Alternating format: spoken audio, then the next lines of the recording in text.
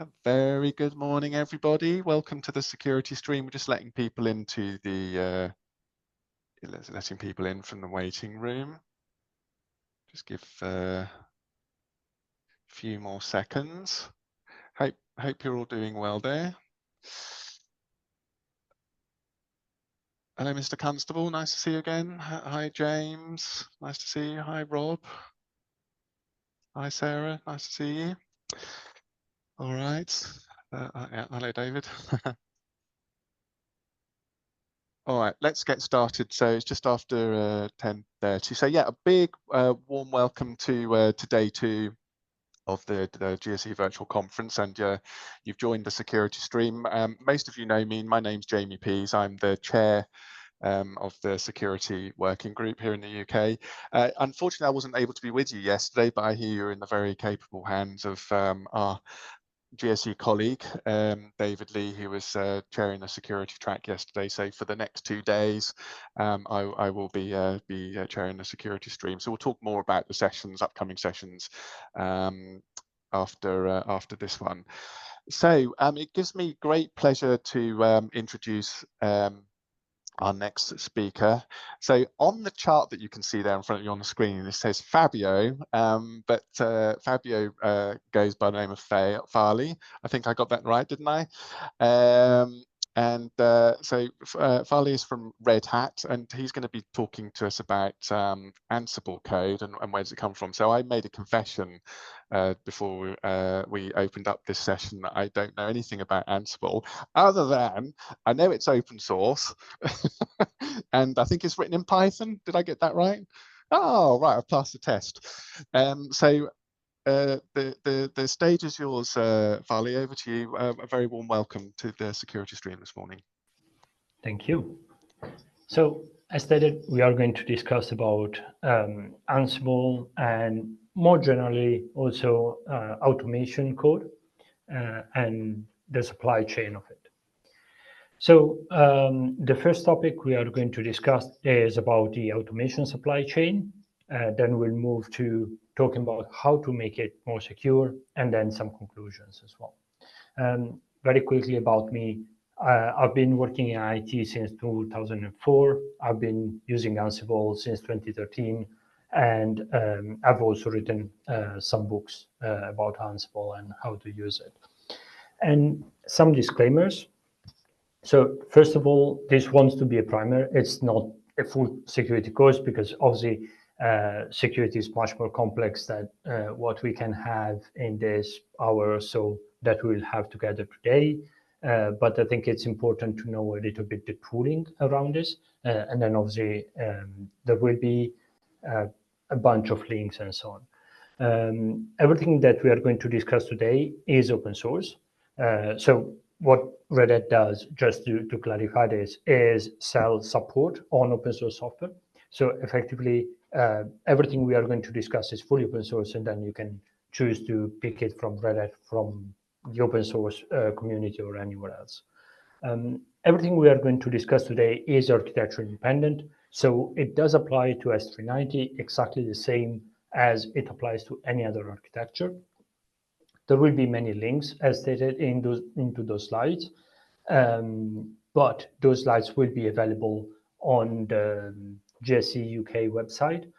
So effectively, it will be easy for you to then go on the slides and click around all the links that will be there. So let's start from the very basic. Supply chain attacks, what they are and why they matter to us. The definition of supply chain attack refers to a malicious activity that targets sourcing, development, distribution, deployment of the code itself. So as you can see, obviously, we are not talking about specific steps that will be the target of the attack, of the supply chain attack, but the links basically in between the steps will be the target. So why should we, as automation specialists or automation-oriented people, care about supply chain attacks? Why does this apply, I would say, more maybe to automation than many other sectors? The first aspect is that those kind of attacks can be devastating because they tend to be long-lasting kind of attacks because they are very difficult to detect. While other kind of attacks are easier, not easy, but at least easier to detect because, for instance, if one of your machines have very weird behavior, like very high CPU usage, very low speed, resulting in requests that got lost or those kind of things, it's easier or more evident at least that something is going wrong. So effectively, it's easier to go there and detect better the situation. While the supply chain attacks, since they happen in between all those systems, they are harder to detect with the current systems that we have today. Also, I would argue that it's also harder to defend against those kind of attacks. Probably the biggest reason is that for many, many years we have focused on other kind of attacks and how to defend from other kind of attacks. And supply chain attacks is kind of a new thing. So effectively, this means that in a lot of organizations and systems, we are not used to think about supply chain attacks and how to defend ourselves from those. There is also a big aspect about supply chain attacks, which is that they can affect non-intended targets. So effectively, if something enough upstream gets attacked, then everything that uses that piece of code is therefore attacked as well. So as you can imagine, usually the blast radius is way bigger than the intended one. And also they are becoming increasingly common. A few years ago, I think no one spoke about supply chain supply chain attacks and supply chain security. Nowadays, we have a lot of examples of effective real world attacks that happen and has been successful, and therefore it's becoming way bigger issue. And the compliance with it is also way more time. So all of this is good, but why automation is special from this perspective? There are, I think, two big reasons. The first one is that automation code, or Ansible code more specifically, usually runs at very elevated privileges, which means that the majority of Ansible code gets run as root or root equivalent in different systems. Because also you want to have that level of access to do the usual things you would expect Ansible to do. So install packages, create users, upgrade services, deploy things, and so on. But at the same time, that same level of access can be used maliciously by an attacker to perform basically any operation. And also, usually Ansible code, Ansible accounts are deployed on a multitude of systems, potentially all systems into a certain state. So it becomes easier for an attacker to, by attacking the automation pipeline and supply chain, to infect the one system that they were really looking into compromising. The second aspect is that due to probably mostly historical reasons, Ansible code supply chains are not very secure. This has been something that I think has been very neglected for many, many years now. It was not really a thing until a few years ago, but while other parts of the software ecosystem have quickly understood the importance of supply chain attacks, I think that a lot of operation/automation experts have not really gone that route. So if we are talking about the automation supply chain, we need to understand the fact that in a lot of situations, the automation supply chain that we see today is not the one that was meant to be. And the reason is that the majority of companies, teams, people, groups of people, whatever they are, tend to adopt Ansible in a specific pattern, which tends to start in a very opportunistic way. So effectively a person that is like, okay, I need to fix this or that thing. And then it becomes a bigger scope and a bigger and more structured approach, and therefore supply chain. So a lot of times what we see is that the complexity increased, but people did not really ponder too much about the consequences on the supply chain of those changes. So let's see a little bit what is a very common pattern here.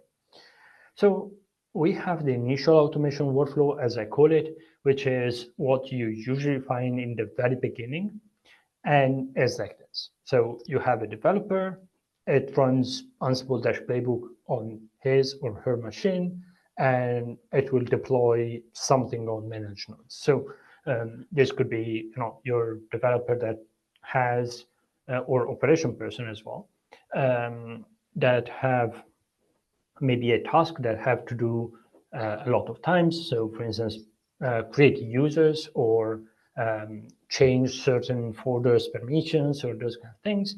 They write a quick playbook and then they just run it every time the business asks them to do that operation. So effectively, this is a person that is automating their own job. So if you are analyzing this from a supply chain problem, this is not really that concerning because it really depends on this developer where they take the Ansible binary from and those kind of things. Obviously. But if you are looking at the automation code itself, this automation code gets developed by the developer and stays on the developer machines where it gets run. So effectively, you don't really have a supply chain, if not for the binary itself and libraries or other kind of dependencies. So effectively, this means that here the issue is very limited and the scope and potential risks are also very limited. What happens usually, though, is that if this developer is successful in automating those activities, their manager or their organization will notice this and will decide that what they actually want is to enable other developers to also do the same thing. So we get to a more scalable, I would say, automation workflow, which looks like this. This is usually how it looks like. So we have the same developers before that runs the code on the managed nodes. But then we have on the left side, the same developer or other developer that will commit that code into a Git repository. So effectively, this is a slight variation from the previous one. We now are starting to introduce a little bit of risks here because obviously we start to have some linking across those components.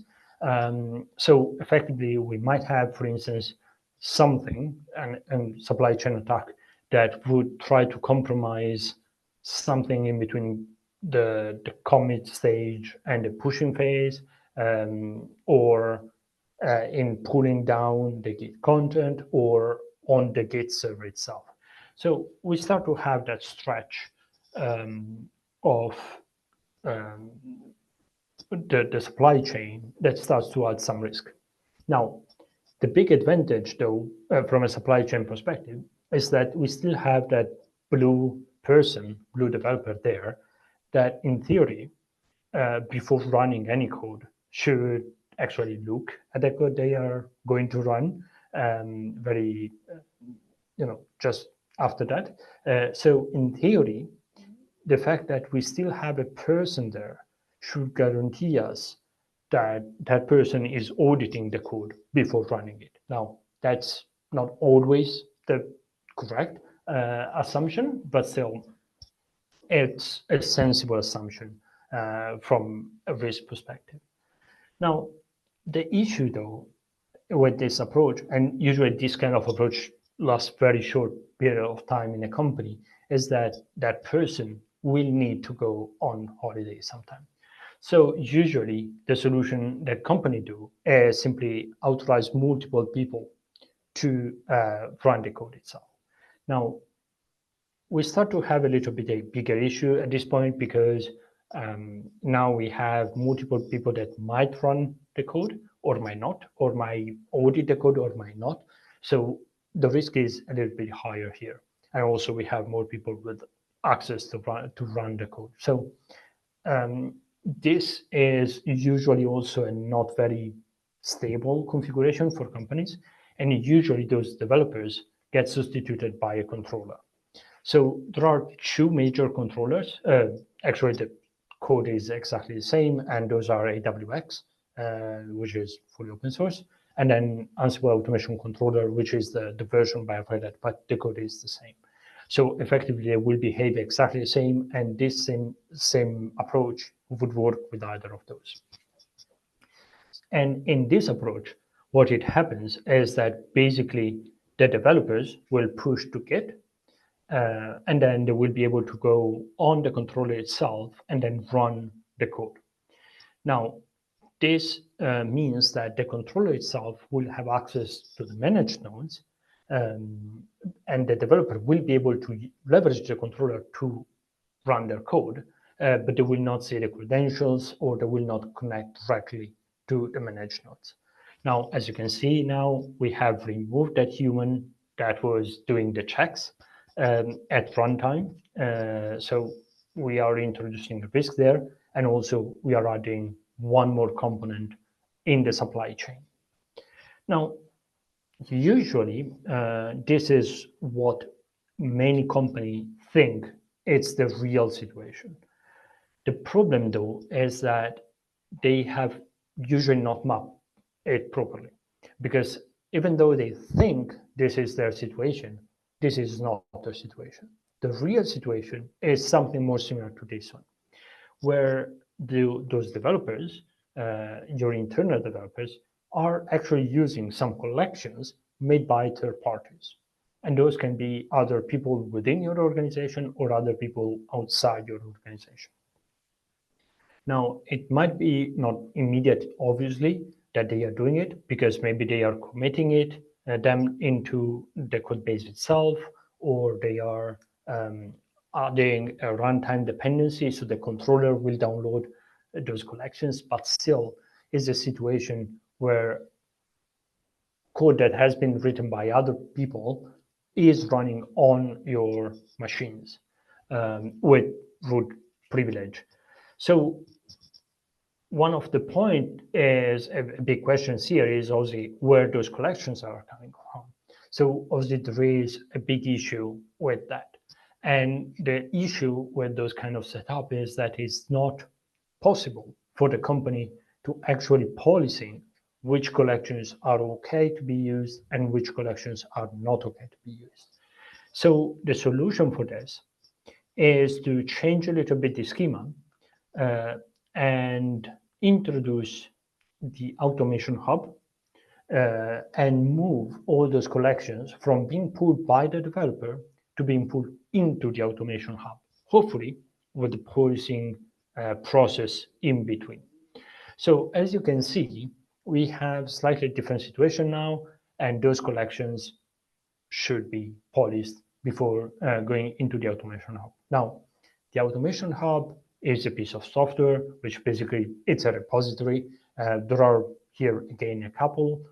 One is the Galaxy NG, which is the open source upstream version of the automation hub, and then there is private automation hub, which is the Red Hat version. But as before, they are exactly the same. So they will behave exactly the same. They will be slightly different from a support perspective, but from a code perspective, feature perspective, exactly the same. And in this situation, the big advantage of doing this change is actually that we can ensure that those collections come from reputable sources. Now, that is not really enough to ensure that everything goes well, but at least that's a change that can increment the security of our supply chain because we have someone policing them. Now, obviously, that person needs to audit them every time there is a new update. Otherwise, we are just putting a fake mitigation to the risk if that person just approves the collection as they come. Now, there are a couple of more things that I think we should be doing to even improve more our security. One is introduction of a CI component in between Git and the control itself. So in this component, we will be able to run some code, some tests, for instance. This is partially for a supply chain reason, as we'll see later, but also just for, you really want to run some tests before running stuff in production. So this might be some kind of dry run test, or they can be a more real kind of test, or it can be unit test, it can be style check, they can be many different kinds, and the exact kind of test will depend on your exact needs. But having a step there of CI will allow you to improve that posture on the testing side. Now, that CI can be any kind of CI based on the Git repo or Git Forge that you are using. You will probably already have a CI tool embedded into that. So GitHub has Actions, GitLab has something else. Many other Git repository forges have their own CI, or you might have a third-party CI, or like Jenkins or anything else that can do that job in between. Another big aspect is EEs, which is execution environments. Those are basically containers that are going to be used by the controller to run your automation into. So by default, the controller comes with a couple of containers, and those arrive with very basic software. You might need to have additional software, additional dependencies, or additional collections into your execution environments, and therefore it does make sense to customize your execution environment and then upload them into the automation hub so that they are available internally in your systems. Now, as you can see, this is a more mature kind of automation from the previous ones, and we start to have a lot of orders here, which means that we have a lot of different parts where the supply chain might become an issue because we might get some attacks here. So how can we secure this automation supply chain? Obviously, there is a big point here, which is that some kind of audit should be done on everything that comes in, or some delegation of audit to third parties that are trusted. That goes without saying. And we are going to focus more on the more technical side, on how can we ensure that those audits and trust delegations can be actually guaranteed in code, or better, with cryptography. So the first step that we notice is that we have this big area in the bottom left corner. So the Git area, basically commits, Git, and CI. And Git security is a solved problem. So the way you solve the problem is, first of all, you sign Git commits, and to do so, you add a dash capitalized S to your commit themselves so that they will be signed. Now, there is also more details with the link that you will be able to click on the slide on exactly how to do this. And as you can notice, obviously, I've made it simple. It's just one more parameter. Actually, it's slightly more complex because you need to create those keys to be used to sign those commits, decide how to distribute those keys, how to manage those keys, how to roll those keys if that's part of your security posture, as well as how to trust them, and so on and so forth. So as you can see, this wants to be more a primer, not a full explanation exactly for this reason, because the setup of those options and tools might be more complex based on the kind of organization you are working on. And once you have signed the commits, the next step is validating the signed Git commit. And to do so, you can simply run git verify commit and then a commit, and you can find more information into the Git documentation itself, where it explains how exactly to validate those comments. Now, we had this situation. It depends a little bit where you want to sign commits and you want to validate commits, because also this is like a very schematic configuration. It's probably not exactly what you are going to have in your organization, but usually what you would do is sign your commits by the developers, so at the very early stage, and then validate them into the CI process. Now, you could potentially think about validating them in a step that is after the CI. It could make sense in your organization, but by validating them into the CI, we are able to guarantee that that CI part of the process, step of the process, will not be skipped. So going forward, what else can and should we create, guarantees for? And I think the following step is the CI to controller part. It's also a critical one. We have secured up to the CI, and then we can move from CI to controller in a secure manner. To do so, we sign the project, Ansible project. Ansible projects are basically collection of playbooks, roles, and other kind of artifacts, and we can sign them. And the way we sign them is very straightforward with this command, and this is the specific documentation.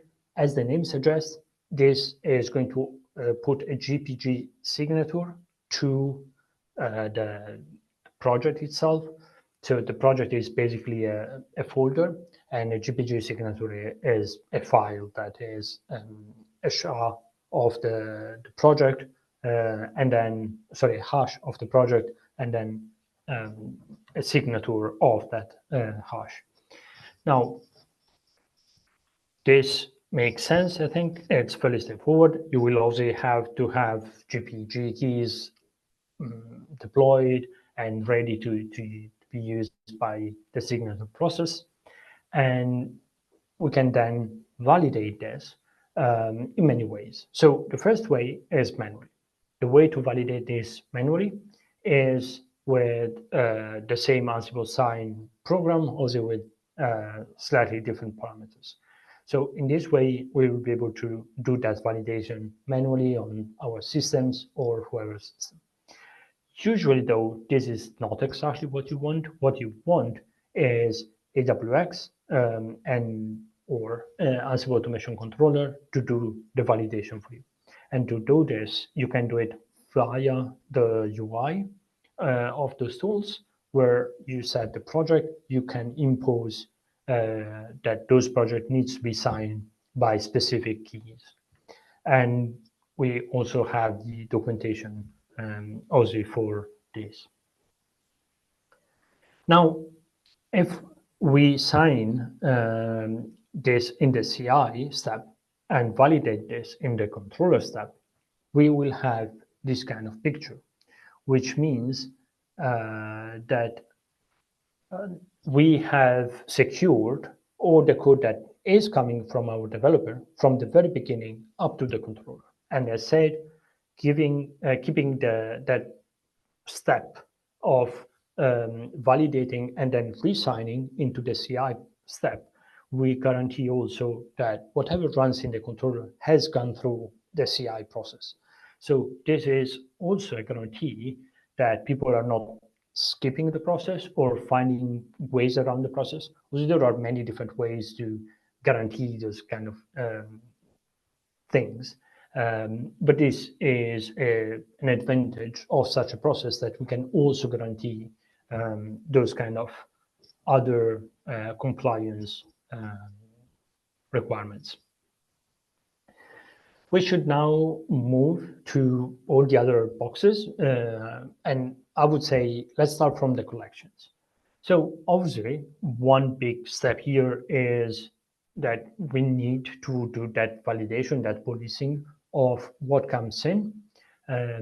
But doing the validation itself is not enough, because the validation only guarantees us that what we see in that specific step is exactly what we want to see, not that what will be run is what we have policed and decided that was okay. So to do this, we need to also sign and validate collections as well. And we have a few ways of doing Ansible collection signing. The first one is manually. This is by far, I would say, the most common in some companies, and this is the way. So as you can see, this is GPG, very common tool. I guess every one of you is already aware of this tool and knows how it works. What we are going to do is simply apply the usual asymmetric signature to this manifest.json file, which is like the manifest for that collection. And then we are going to get a signature file. But also, if you are using a platform, Private Automation Hub or Galaxy NG, you can also do the signature on it when you do the upload. So basically, when you do the upload, you can add a signature there. So this allows for that person doing the policing to actually add that signature. Now, another possibility is if you have configured your Galaxy NG or Private Automation Hub with multiple steps of approval, then at a certain step of approval, you can add that signature. So you might have someone, like a developer, uploading the new collection, new version of the collection, and then someone doing the policing, checking that collection, and then putting a signature to it once approved. And the last option is to import signatures from previous Galaxy NGs or Private Automation Hub. And this makes sense. For instance, you have some collections that come from a vendor, for instance, and they do have a Galaxy NG where they are publishing those collections. Then if you trust that vendor enough, which probably you do, you can automatically import their own signatures into your Galaxy NG or Private Automation Hub. And the consequence of this is that you can have a chaining of Galaxy NGs or Private Automation Hub as it comes for signatures. Now, as usual, there is the link for specific documentation for those steps. Now, once we have put the signatures, as always, we will need to also do the validation. The first step is via Ansible Galaxy. This is the command line tool. So this means usually manually.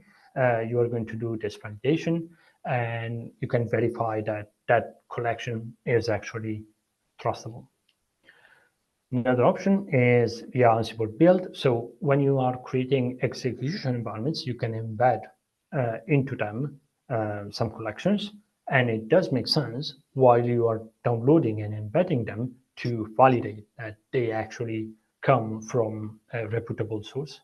And to do this is basically importing that Galaxy keyring, which is just a name. It just needs to be pubring keyring, and then that will be used to validate all the packages, all the collections, sorry.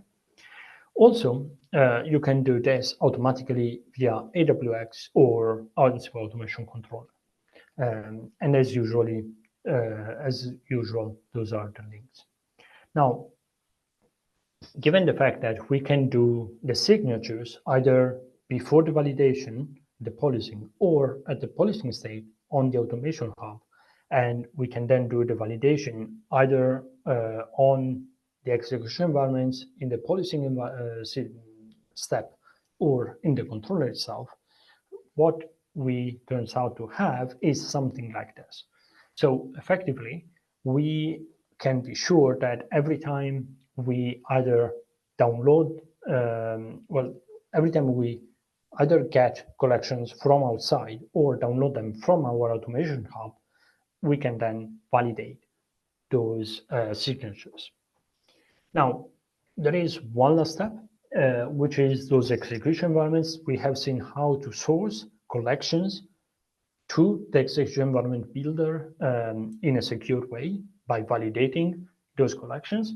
But we will also need to ensure that in the end, what we are going to execute on the control itself is exactly the execution environment we wanted to have. And we have built it for this. So to do this, we can actually sign execution environments and validate execution environment as well. There is a big thing to know about execution environments, which is that those are basically, well, they are Linux containers. So being Linux containers means that we can leverage all the tools that we usually have for the Linux containers to actually do the signatures and validation. So a way of signing containers is via Scopio. Scopio is one of the tools that is part of the Podman utility set, and it has capabilities to upload and download images from registries. And what we can do is to do a standalone sign so that basically we have that signatures. Another option is via Podman itself. While we do a push to a registry, we can put a signature. So effectively, the version of the container that will be on the registry will be signed. Also, it's possible to do manually on Galaxy NG or Private Automation Hub. So effectively, there will be a flag there. Or Galaxy NG Private Automation Hub can be set in a way so that when new images get pushed or approved, they can be signed by the tool itself. And as usual, we have some links to go deeper into those aspects. We then have the validation phase, which is how should we validate that that container image is actually authorized to be run, is actually has a valid signatures, and it's very easy. We have a thing called container policy into both Podman and Docker, and the way it works is basically as a JSON file that you put on the node itself, and when Podman or Docker will start a container, before starting the container actually, they will validate everything that is in that container policy. So it could be like some kind of images are not authorized or only some images are authorized. And one of the options is to actually have a valid signature by certain keys. So effectively in this way, we can ensure that only properly signed images get run. And as usual, we do have that documentation for this thing as well. Now, this was our previous version situation. What we can achieve with those additional execution environment signature and validation is something like this. So effectively, even the other side of those arrows is actually signed and validated. Now, as you can see now, we have a very different scenario from the one that we had at the beginning. We have secured the majority, if not all, the connections in between points. We still have some potentially weak points. So for instance, Automation Hub and CI, those two steps, the two boxes, as you can see, are terminal points for a lot of rectangles, which means that all our security lies on the idea that those two systems are actually secure. Now, how to make sure that those systems are secure is outside the scope of today's conversation, but is something to think about and to design for. Because also, if we have like our CI or our automation hub published on the internet, that might not be the most secure way of deploying those systems. So effectively, being security critical systems, those should be handled as such. So put them in certain areas of the network or with certain policing and permissions to ensure that effectively those are secure systems. And obviously, the controller, same thing. If the controller gets compromised itself, it does not really matter if we have signed everything so far, because someone could change the configuration of the controller to skip the validation. So effectively, it's not like a replacement for any other kind of security or any other usual thing that you need to do to make your system secure. It's just something additional that you should be thinking to ensure that your system is even more secure. So wrapping up, I think there are a few points that are very important from our conversation today.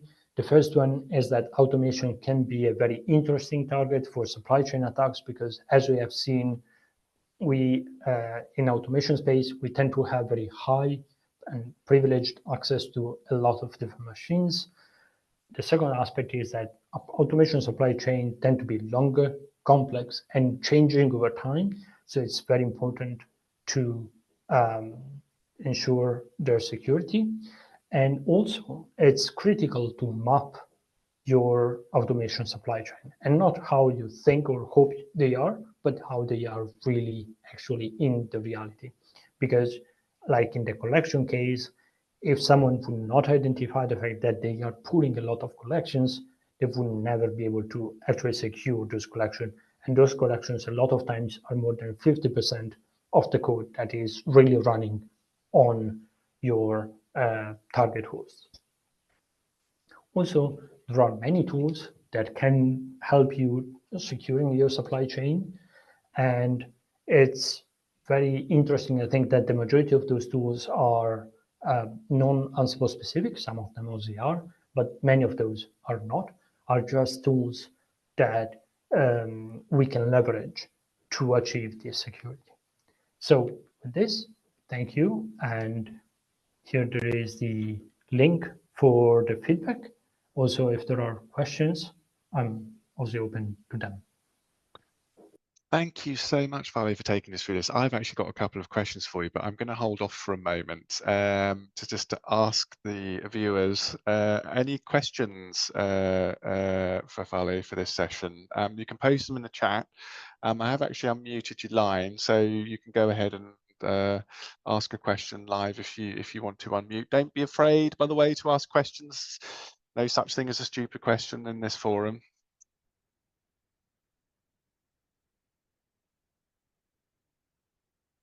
Okay, I'm gonna go put my two questions forward. So while you take us through your presentation, I actually I went on to GitHub and just had a quick look, and I saw that there was a sample code pattern for ZOS related to for Kix and COBOL. So first question is, so what's the kind of is it kind of large deployment of Ansible, would you say, for mainframe shops? Is it wide? And maybe we don't know about it, that you know, as we're sort of sitting in our sort of security silo, we might not necessarily know that we're actually running it. Is that correct? Yes. So a lot of people using mainframes are also using Ansible to automate at least some of the operation. And this is a critical point because maybe as a security people, you are not aware of that Ansible code running, but actually it is running on your systems. So In a way, it's possible to identify when Ansible code is running on your system because Ansible behaves in a weird way, let's say. If you are looking logs, you are going to notice it.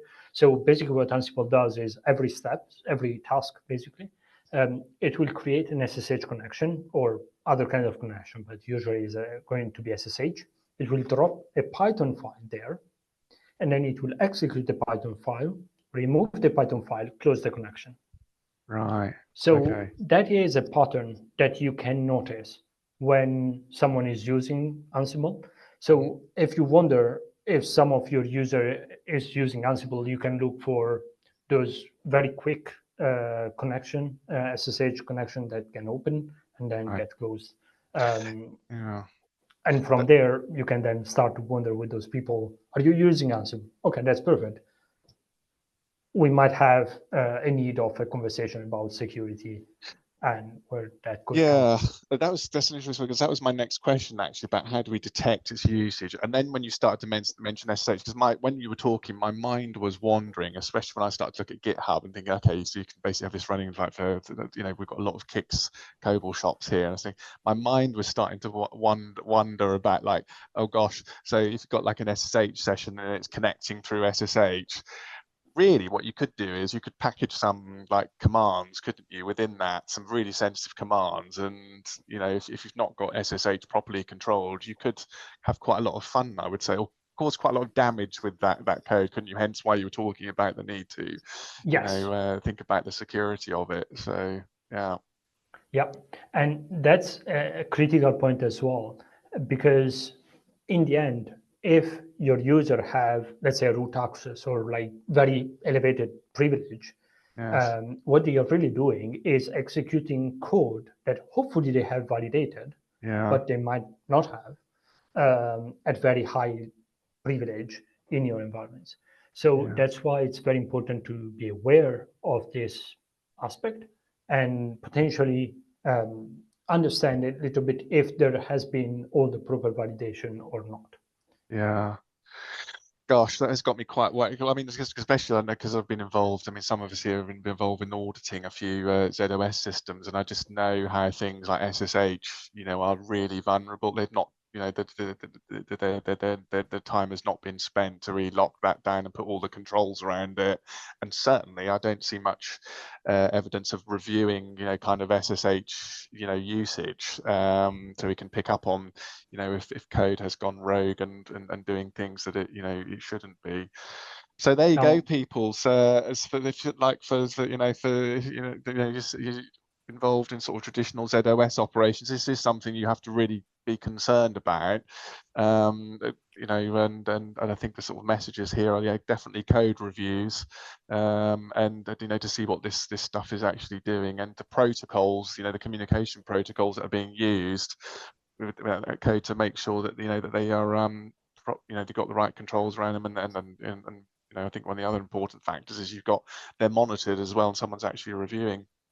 Sounds and like could potentially do quite a lot of damage. Yeah. yeah, Yeah. and just to be very clear, the majority of mainframe users Mm. will hopefully use Ansible from Red Hat and collections from IBM. Okay, good. So if that's the case, Yeah. then you are, I would say, fairly safe because obviously you do have a very strong relationship with IBM, otherwise you would not be on the mainframe. And you do have some kind of relationship with Red Hat, otherwise you will not be using Ansible Yeah. from Red Hat. So at that point, then you are in a way better situation already. Yes. But still, it's important to be aware of the risks and to mitigate eventually for potential risks as well. Yeah. Yeah. I'll certainly be adding it to my checklist anyway. As now I've learned a lot more about it today. So thank you very much. A bit of an eye opener, I would say. Another area to be concerned about. So any questions, thoughts from any of the folks online? Like I say, you can unmute your line. Don't be afraid.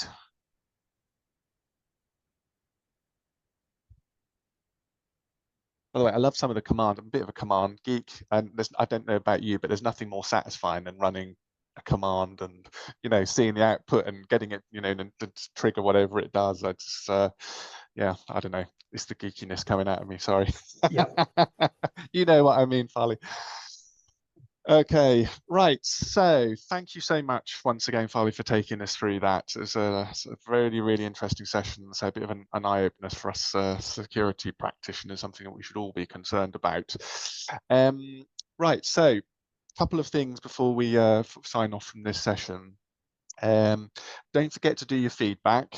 This session is 8H, and you can go onto the GSE conference website, go to the agenda, click on the session title, and scroll right down to the bottom, and you'll see the link to feedback. It's really important, by the way, that if you're collecting CPE points, you know, you want your CPE certificate from this session, and for any other sessions that you've attended, to get that certificate generated, you need to do feedback. That's where it's all fed from. So do make sure you do that and be open and honest. Interrupt you a minute. Sure. Just say, but about the feedback, there's two other places where you can provide the feedback. The second place is from BYOA. Yep. And if you click on the link there, it fills in your badge number or your registration number, which might be difficult to find in a virtual conference. So we've made a change to the My GSE website. So if you look there under My Details and Registration, you'll find your badge number there now. Excellent. Thank you very much, James. And you said there was somebody else somewhere else as well? Is that the second, well, the third place is the QR code that should be at the end of the presentation. Yep. We saw that. Yep. Thank you. All right, James. Thank you very much for that. Right. So final thing to say is the next security related session is the Lunch and Learn. That takes place at 12 o'clock. So we've got a 30-minute break now, and that's with Al Surratt from Main Integrity. That's about real cyber attack vectors and how to fight back. So that should be an interesting session. That's for an hour. And then the security stream will resume back here and I say back here, we're all virtual, of course, at 1:30 UK time. And that first session is with Brian Childs from IBM. Talking about anti-malware for ZOS. So Brian's a fantastic speaker, by the way, a session definitely not to miss. So hopefully you can join us for that. But if you don't, then there's lots of other sessions running. Don't forget to have a look through the agenda and join something that you know that you're interested in, you're going to get benefit from. Don't just sit in a session and you know, you're not getting benefit from it. You know, there's lots of other things running as well. So hopefully we'll see you in the security stream later on. But once again, Farley, thank you very much for taking us through that. And thanks for everyone for attending, and we'll see you soon. Thank you. Cheers. Thank you. Bye.